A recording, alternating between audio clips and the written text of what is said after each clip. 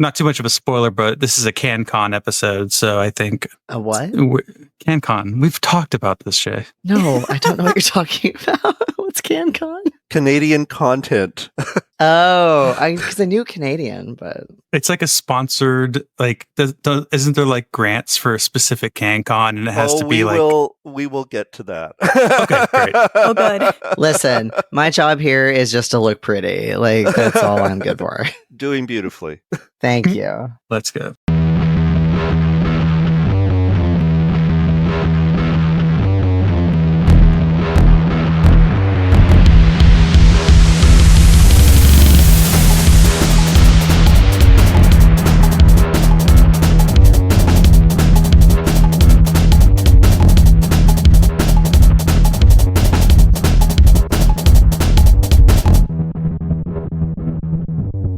I'm Justin. I'm Skulk on my brain. My pronouns are he and they. I'm Sadie. I work IT at a public library, and my pronouns are they, them. I'm Jay. I'm a music library director, and my pronouns are he, him. And I'm And we David. have a guest. Yes.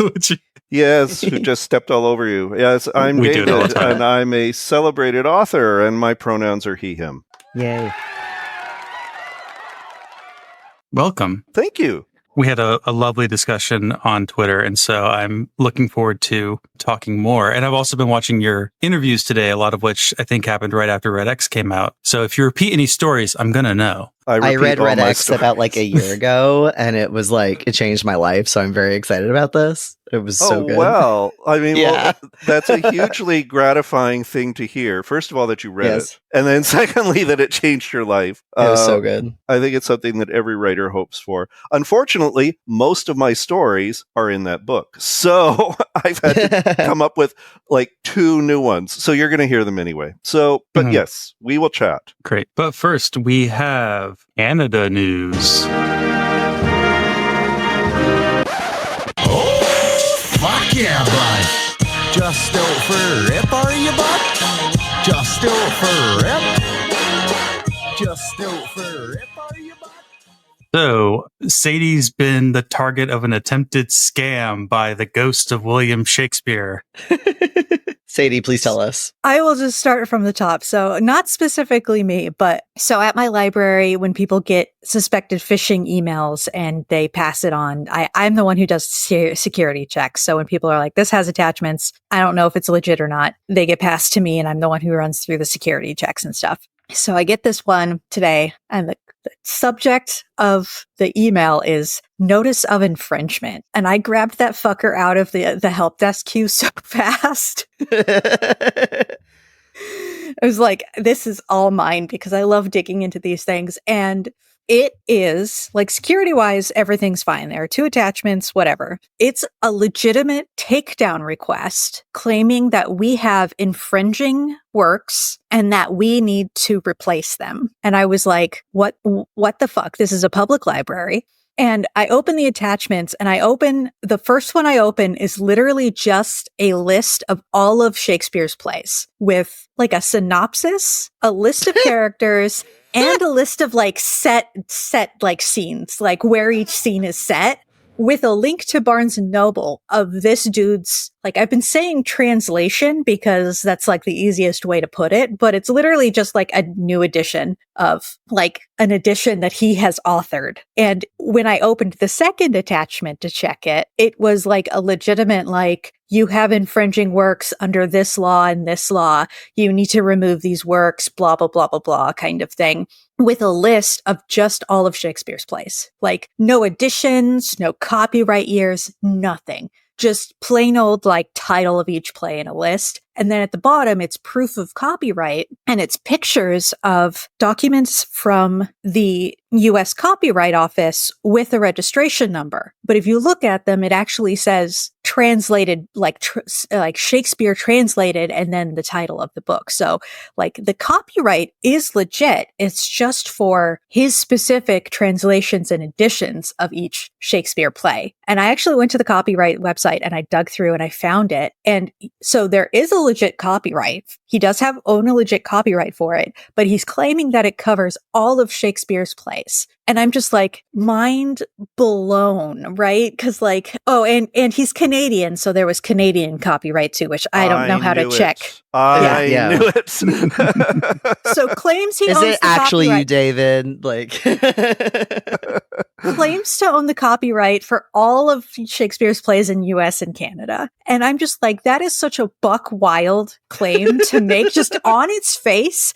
And then to send that shit to a public library and be like, you have to remove these infringing works. Like, the more I thought about it, the more and more ridiculous I just like got into this, because it's like, so you're claiming that every copy of Shakespeare's plays that we have in our 100,000 book collection are somehow counterfeit, that the wholesale publishers we're buying these books from are selling us counterfeit Ingram copies of Shakespeare.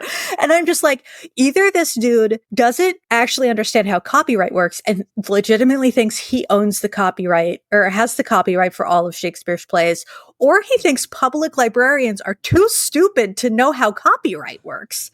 And I'm like, one is stupid and one is stupider. And then the more we looked into him, because I of course told Justin and Jay about this dude is just a goddamn grifter. Just a straight up grifter. Harvard Library has 3 of his physical books, by the way. He claims Goodreads has over 10,000 books listed as being the author on Goodreads of over 10,000 books. And the hilarious thing is the copyright for these Shakespeare translations he's had since 2012. Has he been pulling this grift on like public, like since 2012 over Shakespeare? And like, I was telling my wife about this earlier, and I'm like being like, so we got a DMCA takedown at work today, and I'm telling them all about it. And I go, guess what this dude claims to have copyright over? And they were like, oh God, what even? And I go, all of Shakespeare's plays. And they looked like I had just hit them with a hot cast iron pan. Like, it was so funny. But yeah, so I've just been mind blown all day over this like insane grifter. So on behalf of Canadians everywhere, I would like to apologize. We're the country of Drake. We have no swag. I'm mortified. Just mortified. the copyright like registration title is Shakespeare translated from poem formation to play formation. But it's none of his Not poems. a translation. That's not And a also translation. Just because something's an iambic pentameter doesn't make it a poem. And also, not all of the plays, like not all of every part of them, is an iambic pentameter anyway. So they're not poetry. People just don't know how to understand early modern English. Well, I love how he listed all of the plays as translated into plays, but he didn't claim that he translated any of the actual poetry into plays. So none of Shakespeare's sonnets are in there. No. Yeah, no, it's just the plays. I want plays of all the gay sonnets. Like, I think it's 0 through, is it 112, 108, something. There's like or 50, there's something that were just the gay ones. Or is it 30 something? I don't remember. Anyway, I want to take this man's grift down. Yeah, his name is... No, we're gonna don't give anyone else. We're Fine. gonna have a whole episode called "We Ruin This Guy's Grift." Fine, cut it out. Bleep it. That'll be next episode or something. Anyway. But the thing that blows my mind, though, is presumably someone at the Copyright Office in 2012, when he e-filed his copyright notice, had to look at what he filed and said, "Yep, that's copyrightable." Yep. Because you have to send in the thing. Yeah. To I actually don't know, though. Yeah. I mean, do they ever turn anything down? Do they ever examine anything that closely? I just Only don't know. recently with AI stuff have they like said, "Oh, you can't actually copyright that." But I think back in 2012, they were just rubber stamping whatever came in. This has his home address on the copyright. For the rights and permission. Let's look him up in the phone book. It has his phone number. Let's get him on the podcast.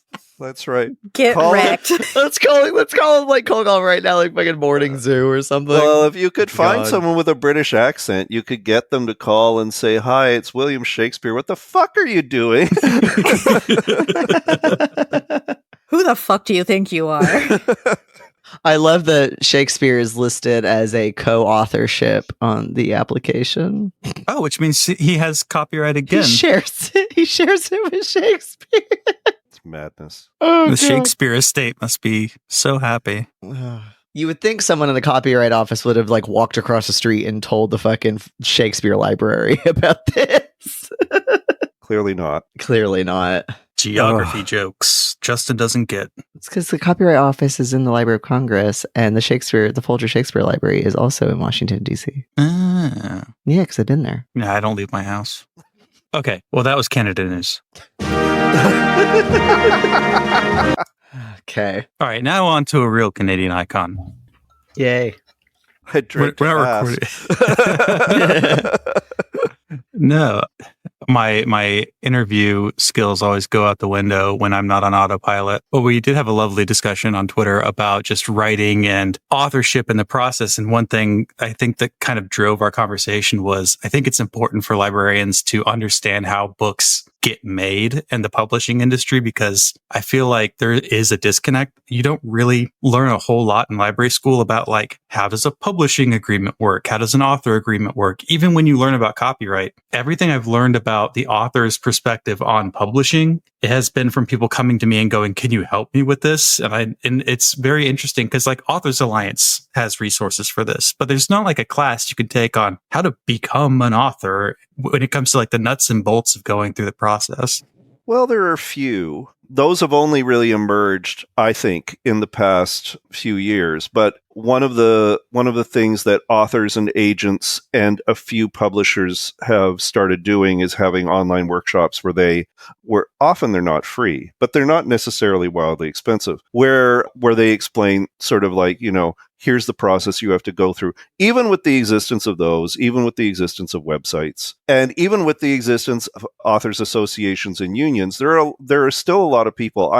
Just today, I had somebody ask, online, someone who's a friend, say, at what point do you go and approach an agent and ask them if they would be interested in taking you on, or if they'd be interested in representing your work to foreign markets and so on.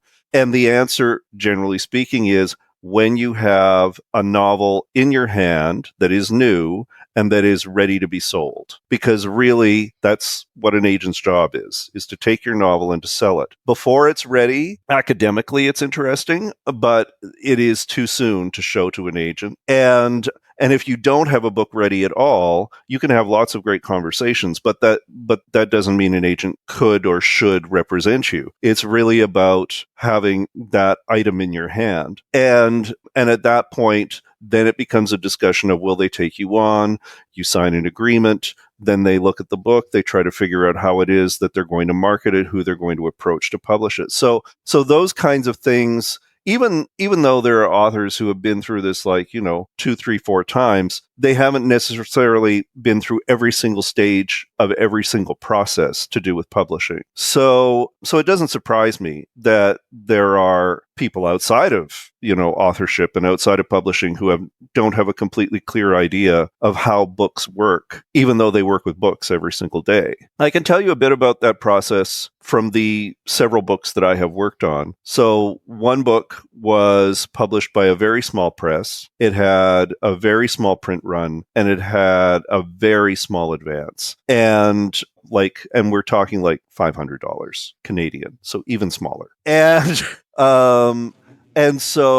that book was my first book, and that book was nominated for awards. It won awards. It got a lot of attention, and an outsized amount of attention for the kind of book that it was, that would traditionally, that it would traditionally attract. And so as a result, things happened like it made its money back really quickly. It had, a number of printings. It had, I think, 2 translations, one into French for Quebec and one into Italian, and which was wonderful. And those kinds of things that are for a book that's technically small, really huge. I would say it's fairly true regardless of how you're publishing. a book itself produces a certain amount of attention and a certain amount of revenue for the writer. But then there are a bunch of ancillary things that happen, like you're able to do workshops, you're able to do school visits, you're able to do library visits, you're able to sit on juries of granting bodies, you're able to be on panels at festivals or moderate panels at festivals, you're able to do readings.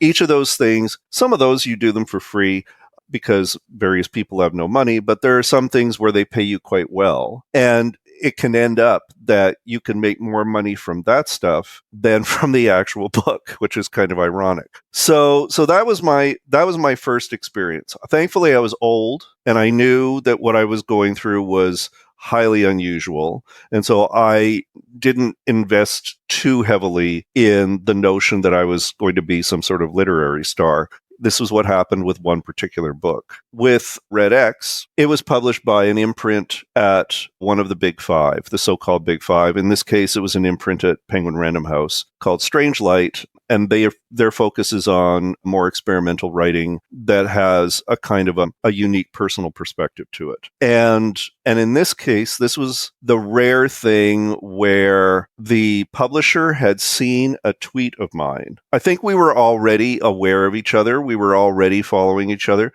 But the publisher had seen a tweet of mine about the book and got into my DMs and asked me, whenever it is that the book is ready, could you please make sure that I see it? And so that is like, the Cinderella story. And sure enough, that's exactly what happened. We did show it. I ultimately got an agent as a result of the first book. We did show the book to a number of publishers, but in fact, it was Jordan at Strange Light who picked up the book and published it for North America. And that book, being the second book, did not have this massive sensational debut author thing happen to it, but it's sold very respectably. It got great reviews. And I think it's an important, insofar as I can think anything's important, I think it's an important contribution to the queer literary canon, and in particular, the queer horror canon. The third book, which comes out next year, is a co-authorship with a writer named Corrine Lee Clark. It will be her debut. And so this was my first experience co-writing something that was such a massive project. We've handed in something that's over 100,000 words. We'll see how long that lasts. And it is a slight step away from the horror fiction of the first two into more of a mystery thriller with gothic and horror elements. It is a retelling of the Sweeney Todd story from the point of view of Mrs. Lovett, who is the pie baking helpmate who helps dispose of the remains of Sweeney Todd's victims. She has not traditionally been very fully or well characterized in any of the Sweeney Todd retellings, from the original Penny Dreadfuls right through to the various stage plays, radio plays, TV adaptations, and so on, and including the musicals. So I became really fascinated with the question of what would make her into the person who she would have to be in order to be baking pies with people's remains in them. And so the title of the book is The Butcher's Daughter, which is your first clue as to what things in her life history contribute towards her character. And that book was, to our delight, picked up by a US publisher, Soho Press, and a UK publisher, Titan Books. Titan is treating it as more of a crime novel with horror elements, and Soho Press is actually launching an imprint shortly called Hell's 100, which focuses in particular on horror, and we are among the first year's titles under that imprint, which is tremendous. So that's a sense of how the career is going so far. In each of those instances, it has been about coming up with a concept or coming up with a character or having a particularly strong image and maybe, a title or an ending, and then sitting down and exploring the material to make sure that there is a book there or a project there. And then once that exploration has sort of occurred, and I feel, or in the case with me and Corrine, we feel satisfied that there is enough there to work with that we could dedicate like a year or a year and a half to this kind of project because we both have day jobs, then it's like, it's time to dive in. I am not a writer who outlines, which is both really good for my work and really terrible for my mental health. Particularly the longer the work, the harder it is because you're having to carry everything in your head. In the case of The Butcher's Daughter, we ultimately did an outline, I would say, when we were in the last 50 pages of the book, because we just needed to make sure we had the entire timeline correct, the entire structure correct, that there weren't like weird gaping holes. And then we could manage the ending that we were heading towards.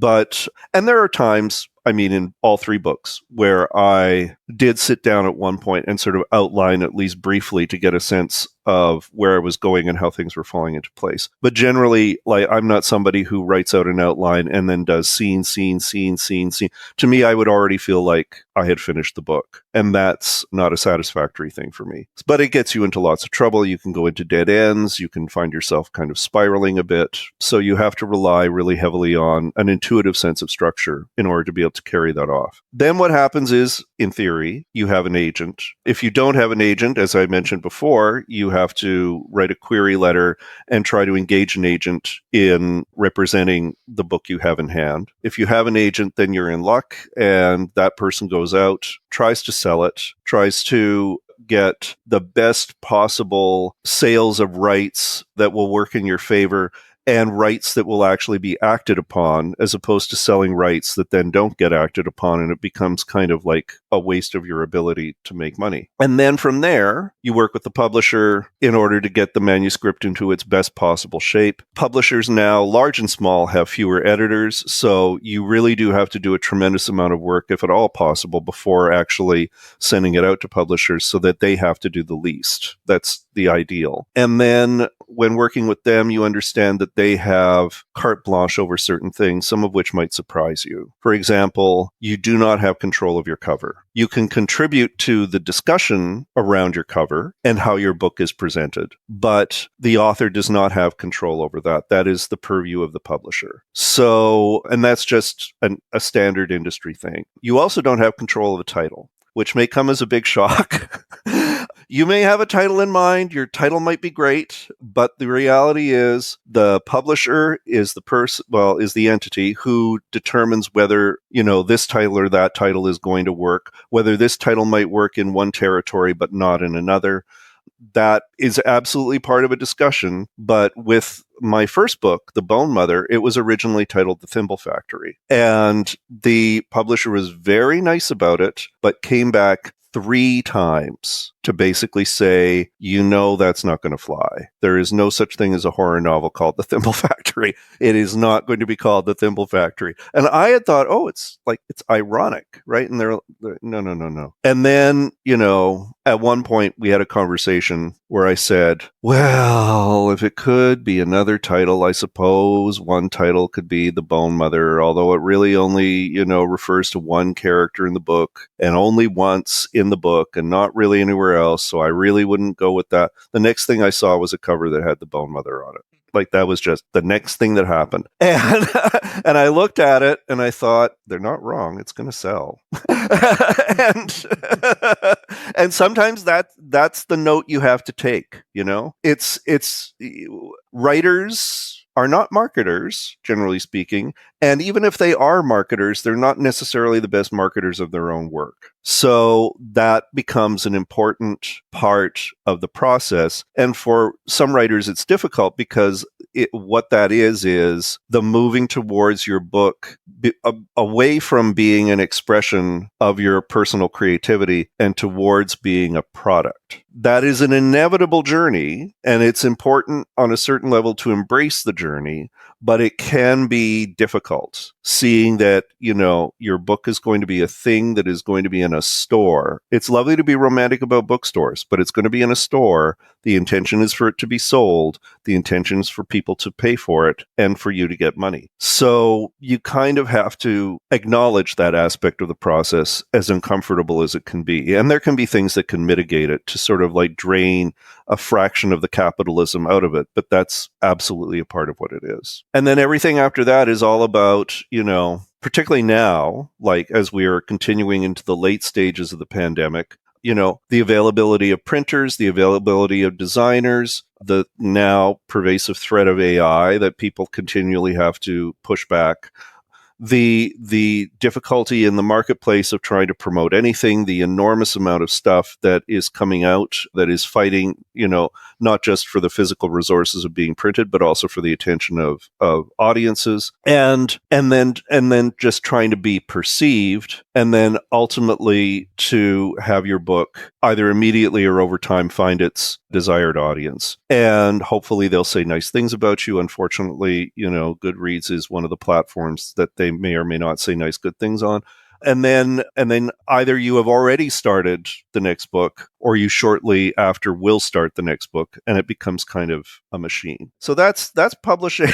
That's publishing 101. You should have questions. I would have questions. I encourage you to ask questions. I am curious because of the other interviews I was watching. You list off a lot of like other horror authors you're interested in. I was wondering, for your co-author, was that someone that you had seen their work before? No. How did that come about? That's actually a really good question, because that was a really interesting function of my relationship with my agent. I had been inspired to try writing a Mrs. Lovett book when Stephen Sondheim died. And of course, it's my favorite musical of his, really, the Sweeney Todd musical. Stephen Sondheim died, and in the Washington Post, there was an obituary, and the obituary referred to Sweeney Todd as the barber who murdered his victims and baked their bodies into pies. And I was on Twitter, and I turned to a friend of mine, another writer in Canada, Kelly Robson, and said, "This is Mrs. Lovett erasure."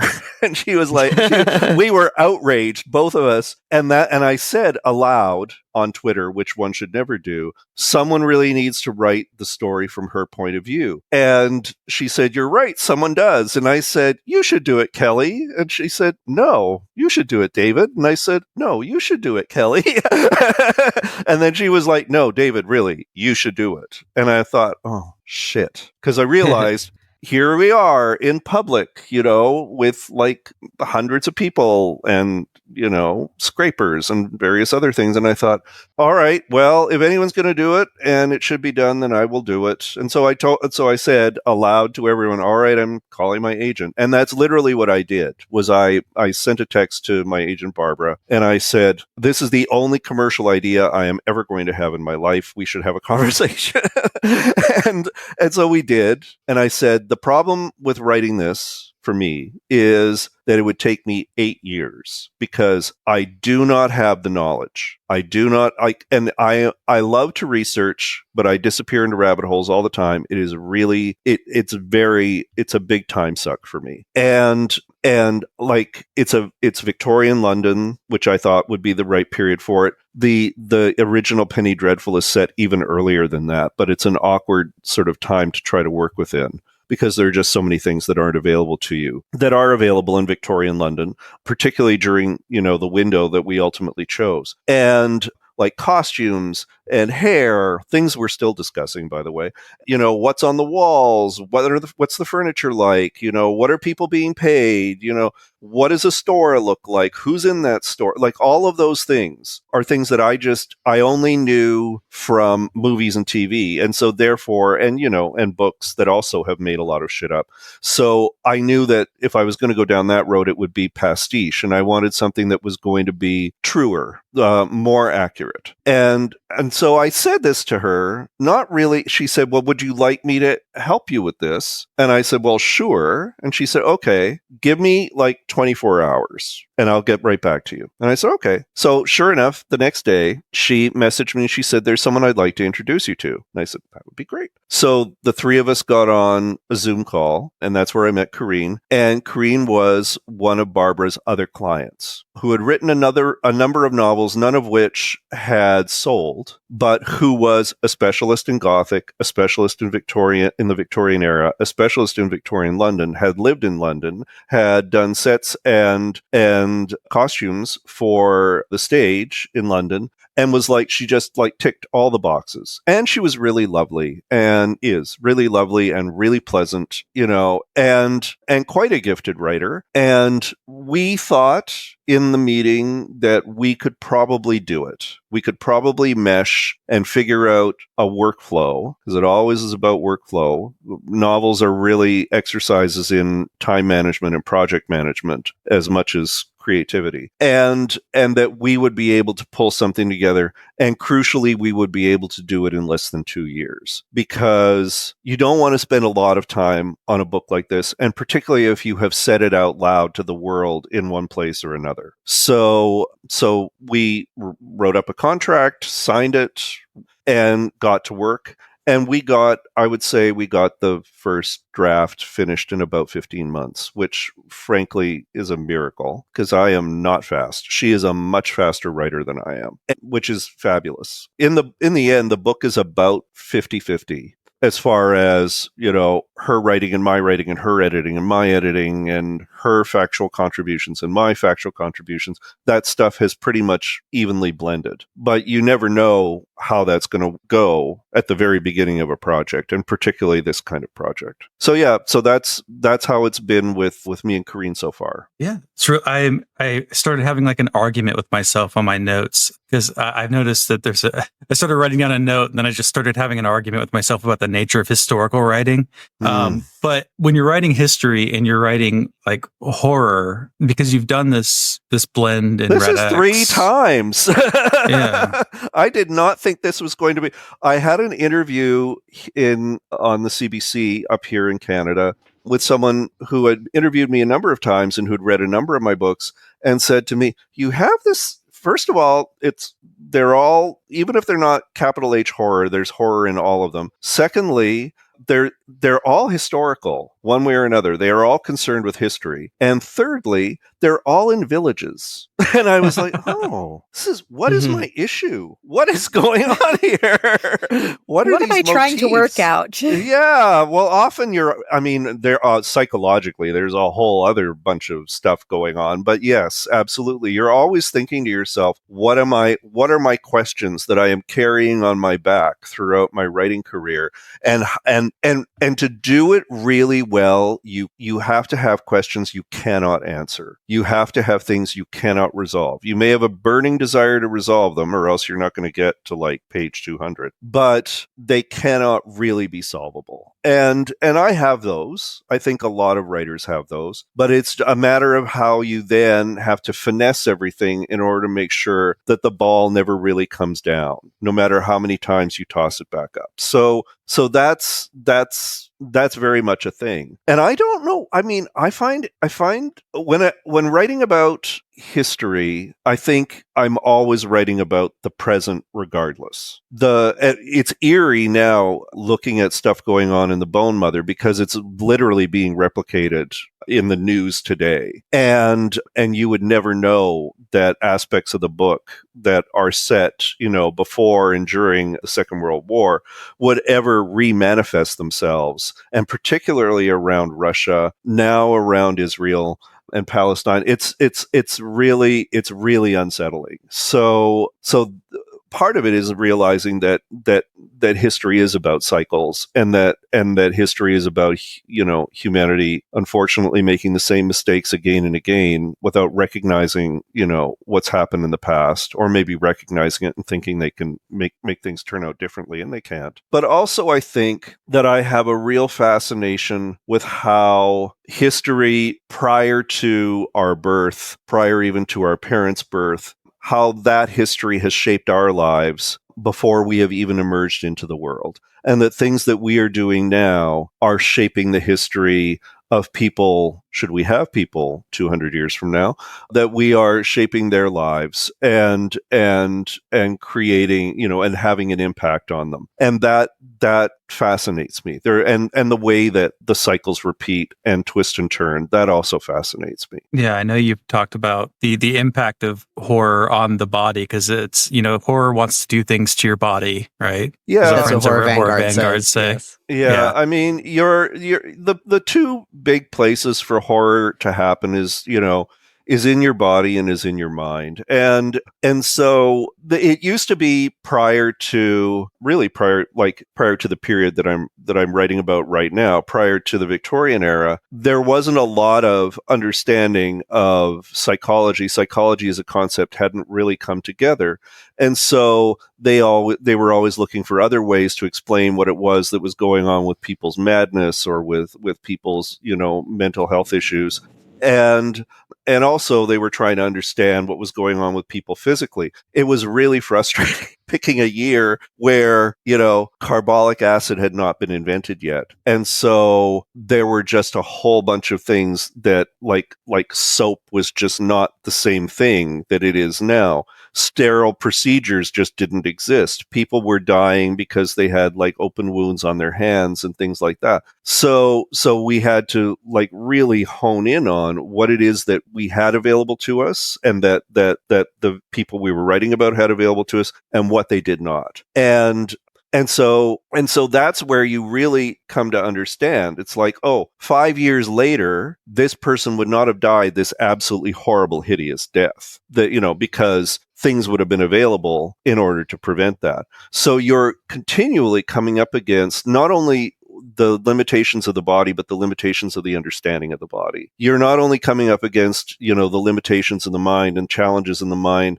but also the challenges in understanding the mind, because our understanding of the mind has changed drastically, even in the last 50 years, never mind in the last 200 years. So I find horror, for me, really rests in those locations and in the discomforts and the troubling of those locations. And different horror writers approach that stuff differently. I have my own issues, with my body as a queer body, my body as an aging body. Another writer might, if they were HIV positive, they would have different experiences that they would be sort of struggling with. I have my mental health issues. Someone else with different ones is going to struggle differently with those and is going to want to examine them differently. I have my own disabilities. Disability is a big part of the horror that I write, and other people and I have friends who are disabled and horror writers, and they approach it differently as well. So that, and of course now, sex, gender, race, these are all things that are critical to explore in horror, not just to provide a more diverse face of horror, but also to speak to people's unique, horrific experiences and how they are grappling with them. Yeah, I think a thing I like so much about like Red X in particular, but like about queer horror made by queer people, and I'm not necessarily a person that thinks that like if a non-queer person makes queer horror, then it's like bad or not as good or something. I've gone on record saying Cruising is one of my favorite movies. I've got a one sheet hanging up on my wall over there, right?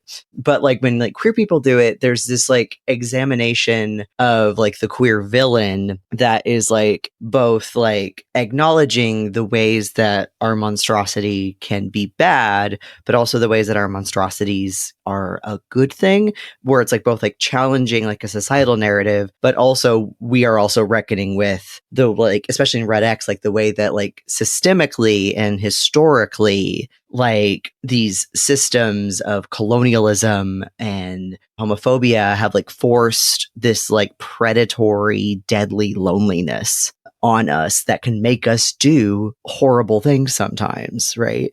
Like I love that sort of like willing to like just look ourselves right in the eye in that book, while also like enjoying some of the ways that the monstrosity was a good thing. Like it was so complicated. So I really like appreciate that about queer horror in particular. Well, and I think thank you. And that's absolutely, what I was going for. And I always appreciate when queer readers seize on these themes, because not everyone who is queer, even not everyone who is queer and who enjoys horror, necessarily has or needs to have an understanding of how queerness has traditionally been depicted in a villainous fashion in the horror genre, and how we have been portrayed as being, insidious and conniving and seductive and demented and vengeful and all of these things, or sometimes just stupid.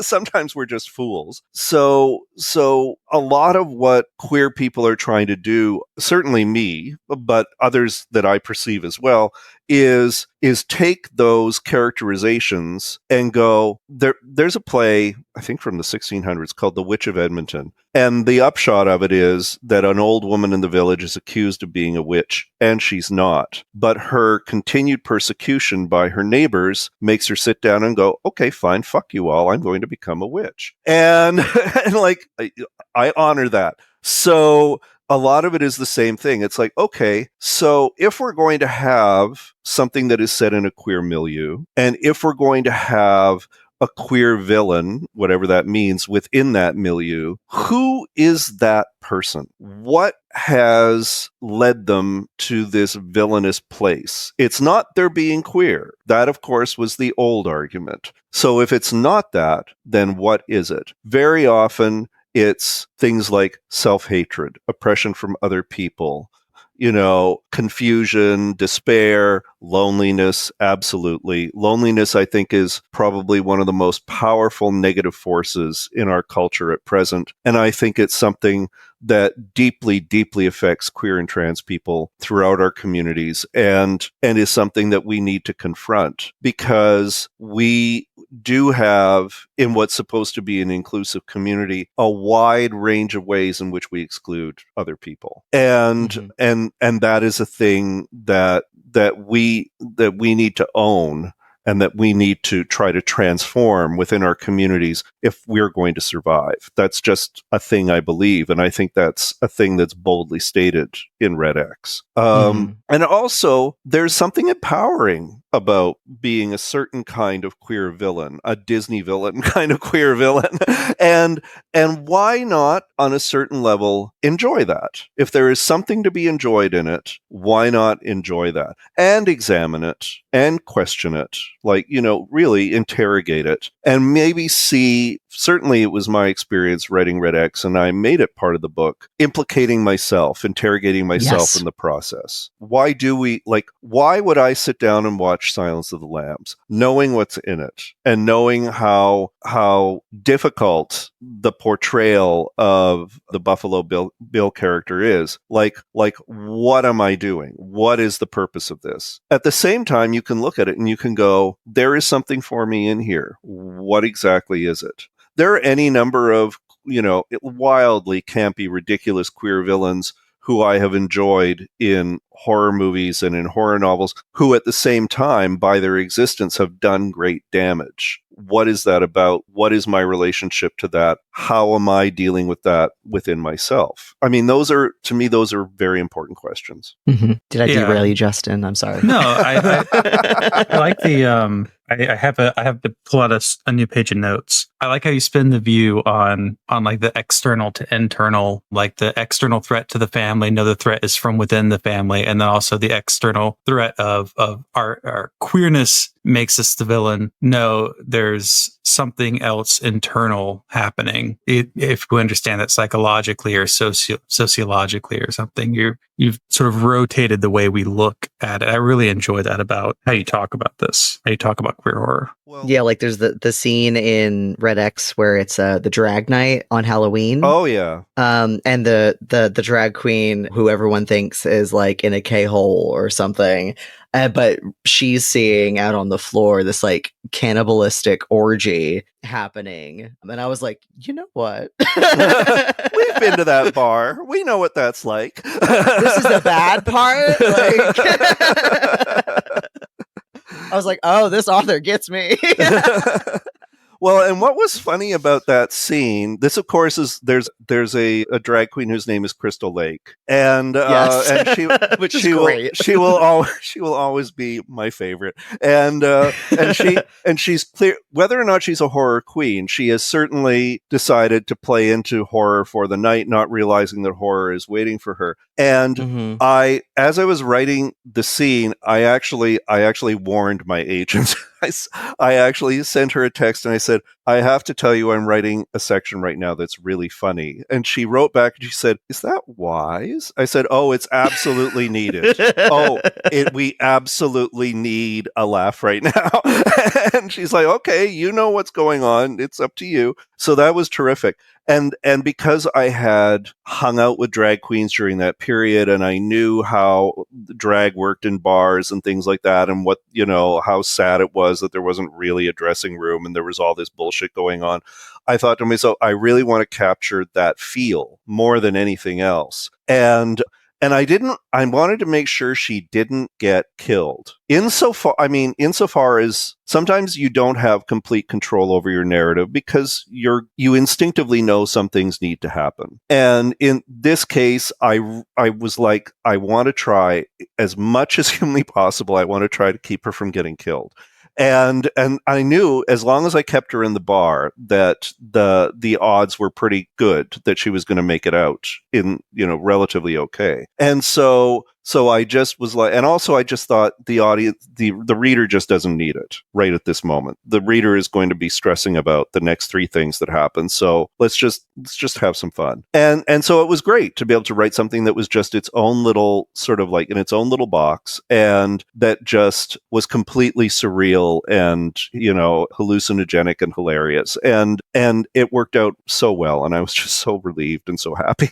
Because it's so funny, but also that's like one of the more visceral parts of the book. Like the way that she's describing seeing it is like so gory. It's like and I think really the effective. only reason that I think it works is because it's funny. If I had been serious, I think a lot of that gore would have gone too far for people. Mm-hmm. But because it was so, first of all, because it was so obviously not happening. And secondly, because she was trying to figure out what the hell was going on.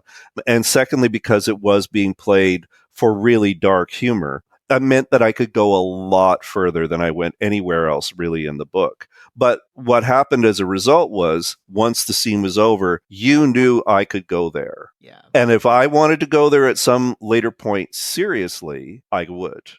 And so, because it gets dark. Like, yeah. But I never went as full on as I did during that scene. But I just wanted to leave the reader knowing that that was a possibility. Similarly, I tried really hard to keep the monster's victims, Nicholas's victims, as men, or at least as people who presented as men, and in particular, queer men who are disenfranchised even within the queer community. But there are, of course, female characters.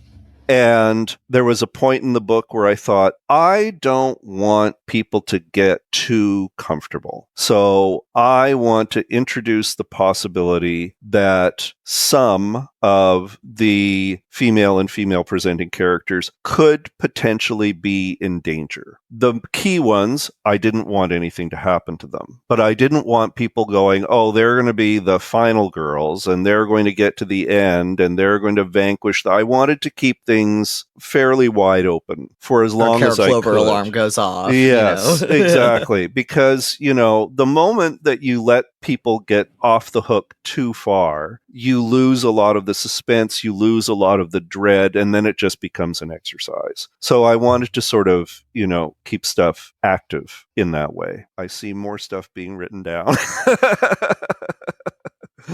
Yeah, I was trying to figure out how I'm going to segue this back because we ended up talking about Red X earlier. But okay, I can do this. I can do this. All right.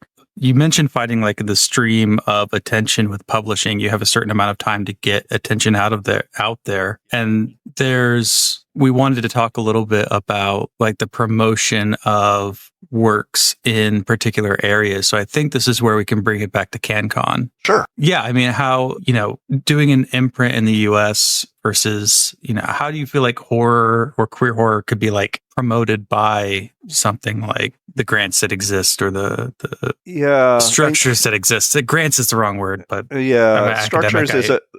structures is probably a better approach to it. Canada and the US are unsurprisingly very different countries, not least because Canada, while the territory is larger, the population is a fraction of what there is in the United States. It is mostly clustered along the border, and we get an overwhelming amount of American content. And so one of the things that Canada and other countries like Canada have done to counteract that is we have created some, in many cases, publicly funded initiatives that try to, restore a little bit of the balance and to try to foster a Canadian cultural identity, whatever that means. It's really and truly, it's multiple identities because Canada is also multiple nations. But when you consider our significant Indigenous population, as well as people who have come to Canada from other countries, and so we have.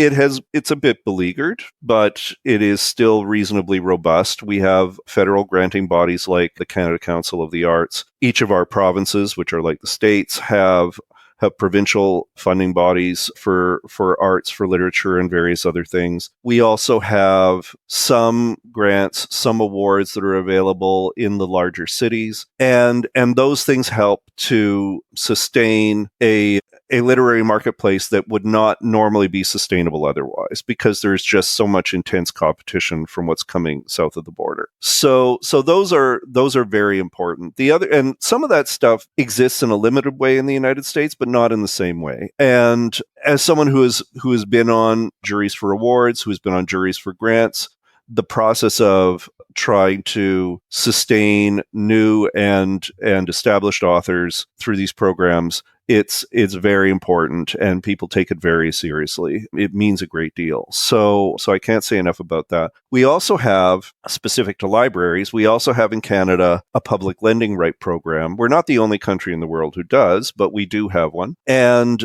what that basically means is if your book is published and it is purchased by libraries across the country, you will get a certain amount of money depending upon how many libraries have your book, how long your book has been out, what portion of the book you are the sole author of. In the case of me and Corrine, what will happen is we will end up sharing the public lending right for our book, The Butcher's Daughter. But for Red X and for The Bone Mother, this was money that came to me directly and solely. And it's a tremendous program. There are 18,000 Canadian authors who participate in this program. And what happens is they do a sampling of libraries from across the country to determine which Canadian authors have books in there. And depending on the proportion of those libraries your book is in, that's what determines how much you get paid out. And it gets paid out every February. I just got my check. I'm going to be bold and tell people it was $1,000 Canadian. I was thrilled. And it makes, when you think about the fact that, my first book, my advance was $500. My second book, my advance was $10,000. $1,000 is still a big chunk of change. It does make a difference. And for people who are new writers, for people who are writing adventurous books, for people who are trying to reach new audiences, this is the kind of boost a lot of them need that they don't normally get. So it's fantastic. So when a book comes out, regardless of where it comes out, generally speaking, you have, we'll say, a 6-month window where you can make an impression on a readership. If you're a debut author, you have no audience waiting for you unless you've already created a name for yourself in some other medium or some other platform. So this is why a lot of attention is paid to debut authors when it comes to awards, when it comes to reviews, when it comes to grants, when it comes to any kind of integration into the ecosystem. Once you've made your debut, then the real work begins. And you really have, depending on when your book comes out in a calendar year, you really have about 6 months. If you're lucky and you come out in, say, March or April, you might be able to stretch it to Christmas because Christmas is shopping season. But apart from that, there's that period of time where you try to have something that resembles a launch. You try to have things that look like readings. You try to go to conferences and festivals and participate in panels and network with other people. And you try to find readers however you can who might be interested in your material, and you rely a lot on, the cliche of the kindness of strangers. Those things because there are many, many brilliant books never find an audience. They just never do. There are many wonderful books that, like, they lay there right where you put them. And it could be any number of factors that contribute to that. Some of them might be the author, some of them might be the publisher, some of them are just twists of fate. There's, a lot of writers early on in the pandemic when they were supposed to be launching their books, and I was one of them. When there were supposed to be like, here's a date in the States where you're going to be able to go, and that all went out the window. And then it was like, okay, how do you promote a book in this kind of environment? How do you find your audience in this particular way? One of the things I'll say about both queer audiences and horror audiences, and therefore the one that is created when you bring the two together in the Venn diagram, is that they are underserved, tremendously loyal, eager for any kind of new and interesting material that you can provide them, and just tremendously supportive. And that makes a tremendous difference when you're in that kind of situation. Much of what has happened for my books has happened through word of mouth, has absolutely happened through libraries. With The Bone Mother in particular, has happened through schools and universities. And it's those kinds, and also some sort of, industry stuff as well. But those are the things that really matter the most, because it's really about readers connecting with readers around the value of your work.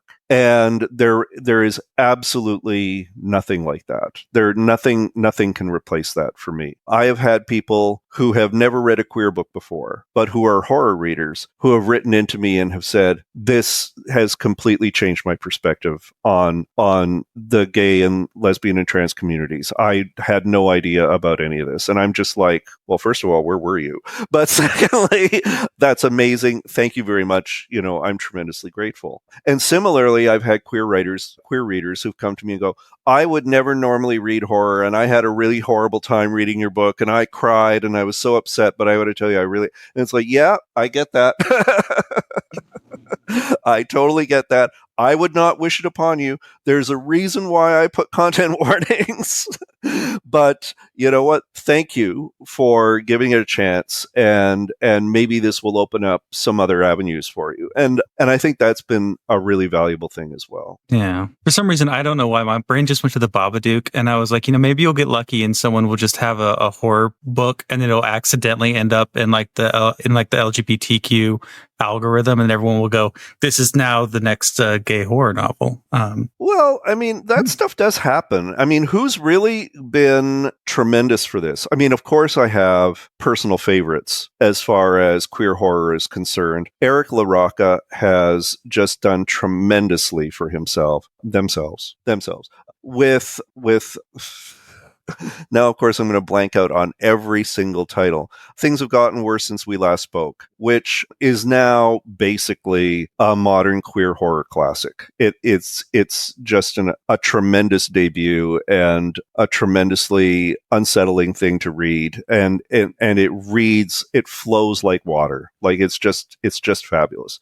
Gretchen Felker-Martin with Manhunt, soon to have her novel Cuckoo. She's just a vicious writer and is representing a side of the trans experience that we would never normally get to see. Hailey Piper is a fantastic writer. Joe, I'm going to mispronounce the name. It's Joe Koch, I believe, is also fabulous. Suzan Palumbo. There's a tremendous group right now of queer horror writers who are just really digging into the form and into the experience and trying to give something that both speaks to queer readers who might never normally read horror, but also absolutely to horror readers who are looking for something very different from what they normally get to experience. It's quite fabulous. So if you don't know any of those people and you haven't read any of those people, then let me be the first to encourage you to do so. And just to seek out queer horror in general, because right now I think we're having a real renaissance. And that, is not a thing to disregard, the fact that, some of my writing involves overlapping niches. And those those niches are a critical part of any kind of promotional effort. So although, I mean, there's always resistance. I think there's a resistance in the queer literary world towards genre in general. And of course, horror has, and I talk about this in Red X, horror has traditionally been a conservative genre because horror is founded on fear of the unknown and trying to overcome whatever it is that is the unknown by destroying it. And so as a result, it is sometimes hard to get queer work recognized in the horror community. But I think a lot of stuff has been changing, and I'm hopeful that will continue to change. Yeah, I think we've really unleashed the freaks on the world. And I am going to link everyone you mentioned so that if someone's listening, they can go and just click through and they'll find someone you mentioned or a work you mentioned. So that'll all be listed out. I guess talking about the nuts and bolts of writing, we did talk a little bit about like self-worth and, having a day job and writing on the side. I mean, is there anything that you would like to tell people who want to do what you do and do it on the side as you do, which I think is quite realistic? Yeah, I mean, it's brutal.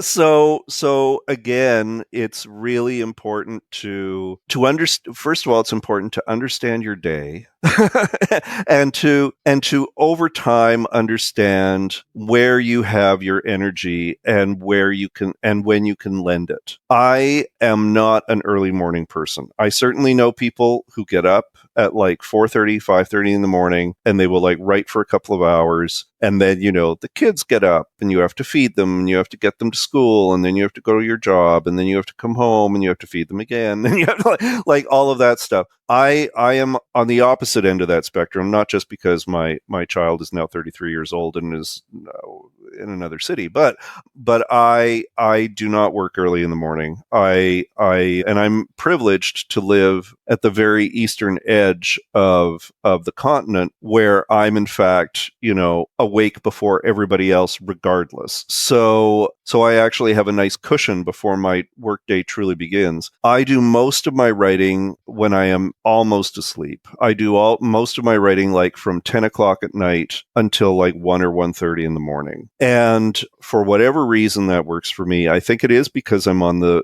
verge of exhaustion and my sort of like monkey brain has calmed down a bit. And so other stuff can just flow through more freely. So that's how it works as far as and also I am kinder to myself than a lot of writers. I do not believe that you have to write thousands of words a day. I don't even believe that you have to write thousands of words a week. The targets I set for myself are when I am writing, because I also don't write every day, and there are many days can go by where I don't write. On a week that I'm going to be writing, I will write 4 times a week. And I will set a minimum of 250 words a day, which is really low. And if I don't even make that, I do not punish myself. If you add that up, that's 1,000 words in a week, 50 weeks in a year, 50,000 words, that's a book. So it's possible if you do this and you don't continually go back and edit everything that you've been writing, which people do, and it's understandable, but it's a bit of a mistake. You can actually get a draft done of a short novel in, about 12 months. So, and if you take a less self-punishing approach, at least for me, I find that the flow is easier. And 250 words, when you see it on the page, it's a manageable amount if you do need to tinker with it before you put that chunk to bed. And then yourself to bed. So that's a thing that's important to me. As you know, I said I don't edit. I don't outline. I do edit. I edit too much, but I don't outline, at least not right away. The other thing is that I try really hard early on in any project to give myself, we'll say, 2 or 3 weeks to just noodle, because a lot of the time you don't necessarily have the voice right away, or you're not necessarily starting in the right place, or you don't really know the character that you're trying to write about, and you need to do a few exercises in order to try to draw that material forward. It can take a while before you think to yourself, all right, this is how it starts, and this is where it's going to go, at least for the first bit. So you have to create sort of a bit of an arena for yourself to work within, a sandbox of a sort. One thing I'll do early on, for example, is I will write myself a letter from the central character of the book. And he or she or they will write, here's, dear David, here's what I want you to know about me. And then the stuff just starts coming that way. And then I just hang on to that. And it becomes a clue, it doesn't necessarily determine anything, but it becomes a clue for how it is that I'm going to find my way into this person, into this situation, into this milieu, into this era sometimes, and it doesn't have to be, my name is Amy and I'm 11 years old and my mother is this. Sometimes it's like, here's what happened to me today. Here's someone here's someone down the street who I hate. Here's what happened when I got dumped, like those kinds of things. But they work to help you more fully envision what it is that you're going to be working on. If you're working on a long project, and a novel is a long project, there's no escaping it. You need to, as I say, I don't outline, but I do have a sense of structure usually in mind. And I need to have some sense of what milestones I'm going to hit when in order to get to the end. And I think most writers, I think, end up having an innate sense of structure, or they have to learn about structure really fast in order to get through a long project. You need to have a sense of what the third of a way through looks like. You need to have a sense of what the halfway point looks like. You need to have a sense of when you are starting to narrow the path towards your ending. And then you need to have some sense of how to land it. And those things will not necessarily happen, 50 pages, 50 pages, 50 pages, 50 pages. But you will get sort of a feel for how it's going to work within the structure you chose. With Red X, well, let's start with The Bone Mother. With The Bone Mother, it's a mosaic novel. It does have a structure, but the structure is not necessarily immediately apparent to the reader. It will probably be apparent on an instinctual level, but it is not apparent as far as like, oh, here's where this crisis happens, and here, because it's told from the point of view of dozens of different characters, both in the past and a few of them in the present. And there is no clear plot. If you look carefully, you can sort of like draw the dots in a way that kind of creates a plot, but the plot is beside the point to a certain extent. With Red X, there is a thing happening where a big chunk of the book is fiction, and then a chunk of the book is nonfiction essays by me about me and my feelings and my perspective. And those things are interleaved between each other. Plus, there are some experimental things that are going on, including a merging of fact and fiction towards the end. In the new book, I'm sad to say, we have it all. We have a narrator who never speaks. We have two simultaneous storylines 50 years apart that are going on pretty much all the way through the book. We obviously have an antagonist we can't trust. We have a variety of people who get killed in a variety of different ways, and we have a conspiracy involving the Freemasons, and we have an ending that's like a punch in the face. We have a framing device that involves a couple of inspectors. We have there's just a lot. It's an epistolary novel. That's a whole other thing. It was the maximum amount that we could bite off and chew without getting it all over ourselves. And I'm not sure that we haven't. But yeah, sometimes you just want to go big. Where the previous books, I didn't really care about plot. With this one, Karina and I have enough plot for like 5 books. Beaucoup de plot. So much plot. So very much plot. If you love plot, particularly Gothic plot, you're going to eat well. Apt metaphor. Apt metaphor, yeah. Absolutely. Oh, by the way, it's going to have recipes.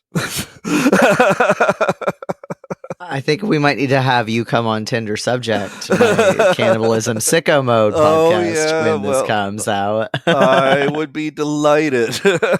Yes. We keep joking that we need to get that one Hannibal cookbook. Oh, and do an episode on that. I've seen photos of it. It looks extraordinary. It looks great. Yeah. I mean, who would ever make anything out of it? But I mean, it looks gorgeous. So yeah, absolutely. We're trying to make sure that our recipes work for any meat, and that maybe one or two don't require meat at all. But yeah, they're in there. Going to ask if there was a vegetarian option. We will try for a vegetarian option. Yeah, it is the goofiest thing. There is just a lot of stuff going on in that book. It's just so strange probably because of Jay's other podcast, but I had just this, I've always had very violent and visceral dreams. And for some reason, the other week I had one where part of the plot, this is like a long ass dream, but part of the plot was I had to go to the clinic, this medical clinic, and I was picking up human meat, right? That people donate after they have like limbs amputated, right? And I was picking it up for this cult I was in, right? Because I was picking up human meat, and it was like deli wrap, like you get at the butcher, right? So there was like a little bit of leg, and then there was like ground human meat, right? And the thing that fucking sticks in my head is, I don't know why my brain did this. Tell me this. I thought I did. The thing that drove me nuts was because the clinic's butcher, right, has to like grind it up. They also had like an in-house barbecue sauce. I think I've been living in Texas too long. So they had like a store branded barbecue sauce that comes with the human meat. And like Did it have like the Red Cross on it? Like it was just some kind of just Sweet Baby Ray's, but in a different label. Yeah, it was just like Jack's honey barbecue mesquite. Yeah. Honey barbecue mesquite. Of course, that you pick up at the clinic. Well, it's at the clinic. I'm sad that they weren't more confident in the flavor of their human meat, that they felt they had to sell you a barbecue sauce, but sure. Justin, you just need to read Tender is the Flesh. Oh, yes. Yeah. Oh, yes. So good. Oh, yes. I don't need to read. I dream. Yeah, well, yeah. Then consider writing, because boy. No, I don't want to have that. I don't want to write that weird dream where I was Steve Buscemi, but then I was also a robot and my flesh had to regrow from an injection. And then when my nerves activated, it was the most painful thing I've ever felt in my life. Anyway. I don't know. I think these sound great. I think you have a future. It'd be more fun than nuts. Any other writing questions? What do librarians want to know about, speaking of how the sausage is made, what do librarians want to know?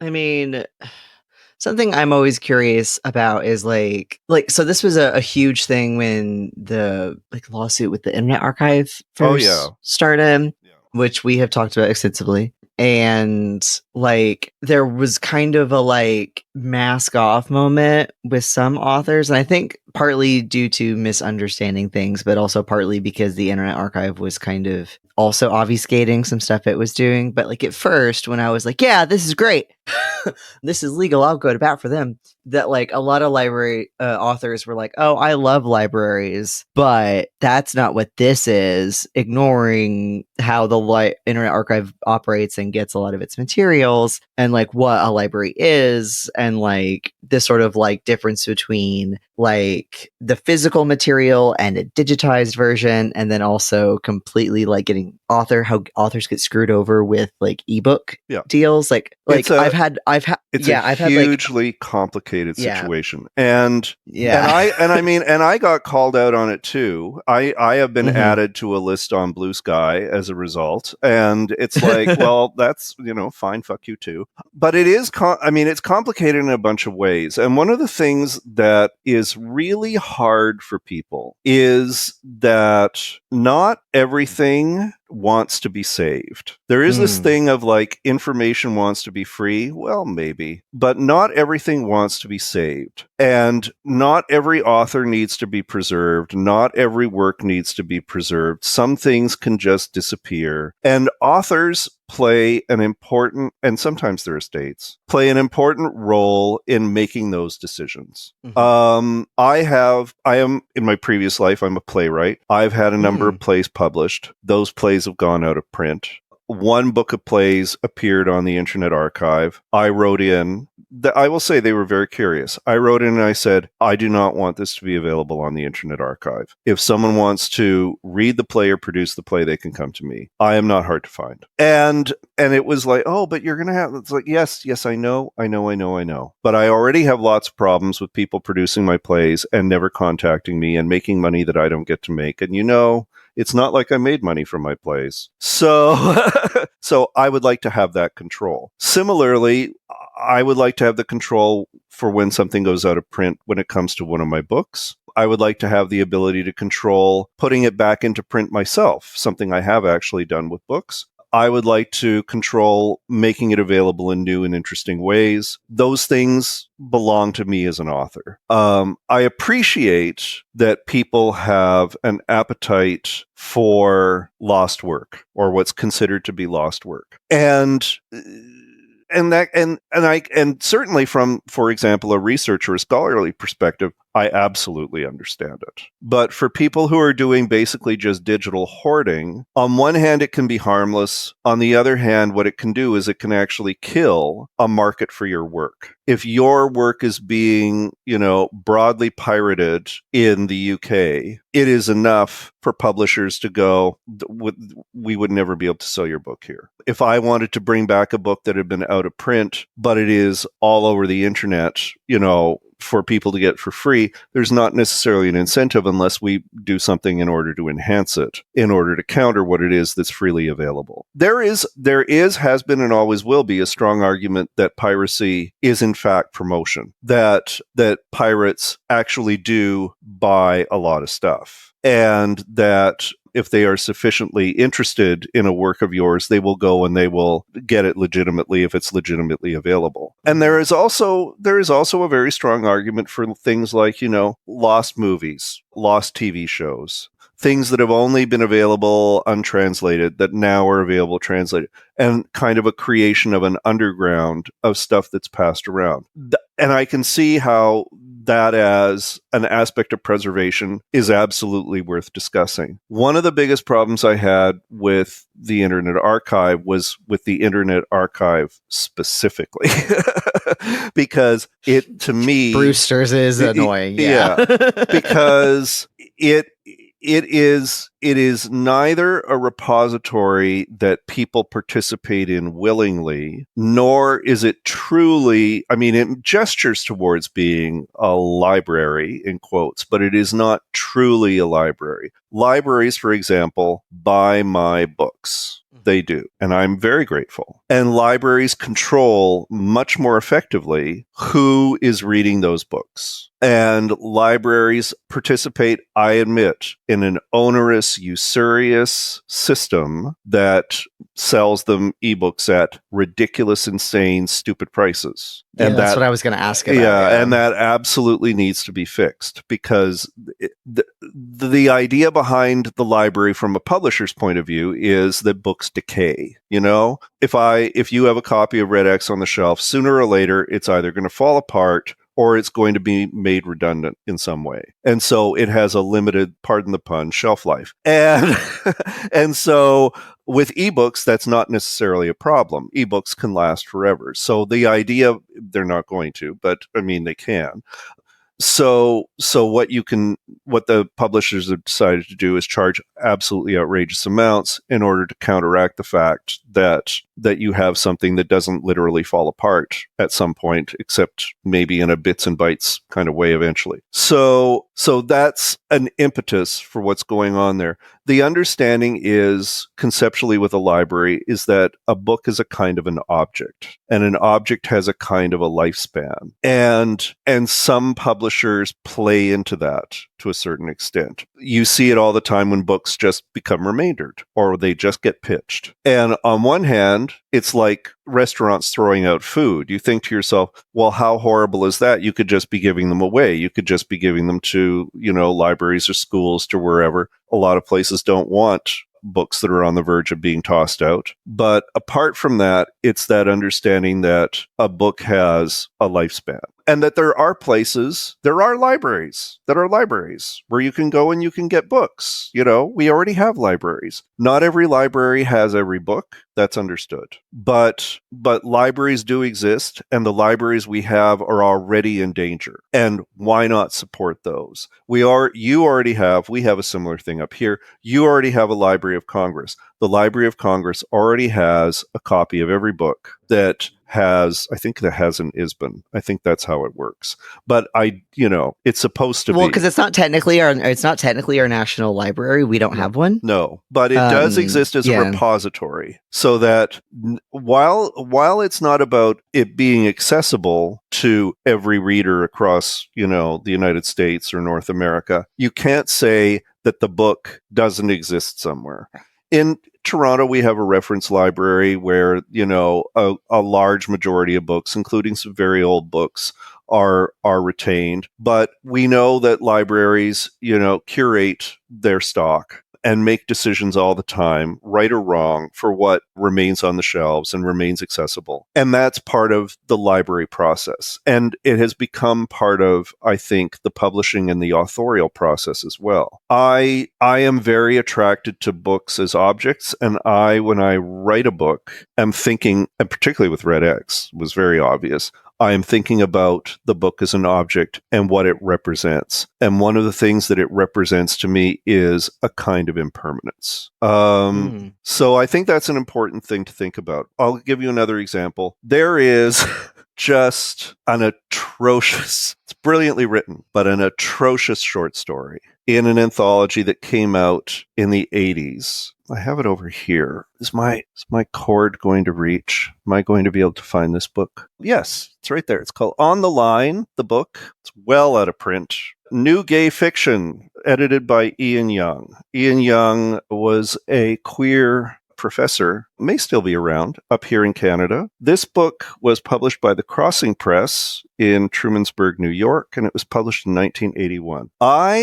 We had a queer bookstore, still have it, in a form, in Toronto called Glad Day. I went into Glad Day. I had just moved to Toronto. I couldn't afford the book at the time, and I stood inside the bookstore and I read the book. I came back day after day until I finished the book. And the story that was so absolutely horrendous was called A Marriage of Convenience by Peter Burton. This is a story that, you could write it today. You can write anything today. I don't know that you could get it published today, and I don't know that you could get it published today and be an author who is available on the internet, because trust me, I'm underselling it. It is absolutely appalling.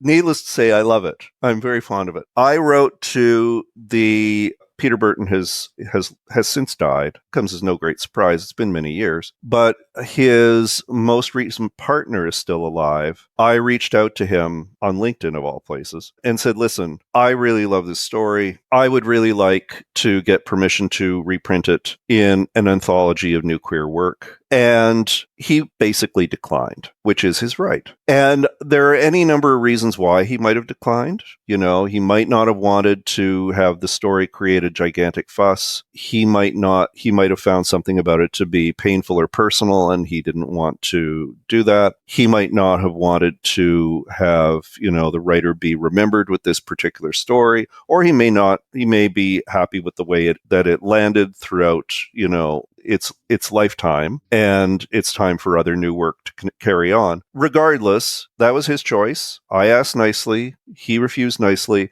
and that's really the end of it. And sometimes that has to be the end of it. If you work really hard, you can find the book online. Fine. And some people have, and some people have read it, and some people have been sufficiently mortified. But there is a lot to be said for respecting the wishes of the author and the wishes of an estate, and also just the wishes of time. And it allows for the possibility of rediscovery in different ways. So that's the only, I mean, it's a lot. It's not like I've not said much. I've said a lot. But that's pretty much the only thing that I have to say about it. If it weren't the Internet Archive, if it weren't centralized in the United States necessarily, if it weren't dependent upon the people it's dependent upon, if it was, say, if it was a Wikipedia-esque sort of thing, or if it was something, maybe, I think there's an argument to be made for something, but I am not convinced for this specific thing that has been now the target of so much attention. Yeah, I think, so one of the big arguments that it was making at the time was that most of these things are out of print, or more importantly for the ebook discussion is that publishers have not made an ebook version of this available to libraries, because we can't just go buy a Kindle ebook. No. Right? We have to get it through Overdrive or EBSCO or whatever. Yeah. And so and obviously that's real expensive. Especially public libraries get screwed over harder than academic libraries do, I think. And so I was wondering how much of when you are being published, when you're writing and you're talking with your agent or publishers or whatever, when it comes to discussions of, yes, I want an ebook or an audiobook and I want to make that available to libraries, do you have a say in how that happens or how much is charged for it, or if there's no DRM on it? No, I mean, I have a say in the formats that a book is made available. I don't have a veto, but I have a say. Mm-hmm. So and usually writers want more instead of less. Red X was an interesting puzzle for us for a variety of reasons. I absolutely wanted a physical book for Red X. And there are absolutely a number of publishers who will not give you a physical book. So we'll start there. They will give you an ebook and that's all you'll get. But I was with a publisher who was publishing physical books. The only debate, briefly was, would it be a softcover or a hardcover? Because that's a thing as well. If there's a hardcover and then sometime later there's a softcover, if the hardcover doesn't earn out, will there ever be a softcover? That's very much a discussion. I absolutely wanted an audiobook, knowing that it would require some creative production. And I needed to know that the publisher was interested in pursuing that kind of production for the book. If it was just going to be somebody reading it from start to finish, that was not as interesting to me. At the same time, I would not have been able to say, you know what, you can't have it. We could have withheld the rights, but the fact is that it is very hard to sell a book right now and not sell the audiobook rights as part of that package. And it was inevitable that we were going to have an ebook. I had a lot to say about the ebook because so much of what makes the book work is about its physicality. There are things that happen later in the book that can really only happen effectively in a physical book. And it is hard to represent those in an ebook. As it turned out, it is impossible to represent them in a Kindle book. Because because Kindle has very specific things that are required from the way the text is formatted and presented, which strip away some of the crucial things in the physical version of Red X. There is a visual distinction between the parts that are fiction and the parts that are essays. A lot of that was lost. There are things that are happening with misprinting starting to happen in the book intentionally. Those things are lost. And so I ended up, when it was made available on NetGalley in Kindle form, I ended up having to deal with a number of people who were like, I can't review the book in this shape. And I'm like, this is not good. All of you have help me. and so I had no idea because I read it. I got it through my library, but as a Kindle. Well, book. Have you seen the physical book? I haven't, I know that, I think they do, typefaces as it different in the Kindle book. Well, and so I got the, when it turned into you bit. Yeah, right? There's a lot, it's compromised. It's a real problem. So, I gotta get the physical book. But I encourage you to do so. You don't have to buy it, but you should certainly take a look at it. So I was not in a position to be able to, certainly I was not in a position to be able to say, no, there can't be a Kindle book, because the Amazon Kindle is the dominant ebook platform in North America. That is just a fact. So, and there is not a way, or there wasn't a way, I don't know if that's ever changing, for RedX to be handed over to the Kindle as a PDF. I think they only have their own native format, and that's all there is to it.